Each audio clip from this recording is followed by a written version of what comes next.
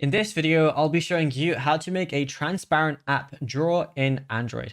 It's a very simple method, so if you find this video helpful, be sure to drop a like and subscribe. Now you can do this on any Android device, but what you want to do is swipe down and you're going to see this control panel, and then you're going to see the settings wheel at the very top. So go ahead and click on that. So once I'm here, what I'm going to do is scroll down and I'm going to see themes right under wallpaper and style.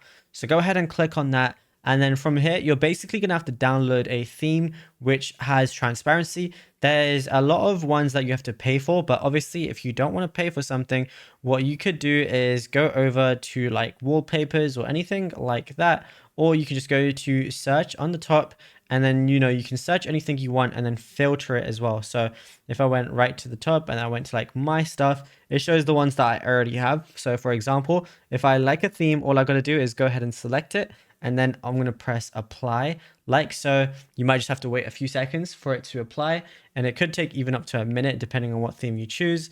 And now whenever I go over to like an app drawer, anything like that, it's going to show my Samsung being different. And it's as simple as that. Now, if you found this video helpful, be sure to drop a like and subscribe.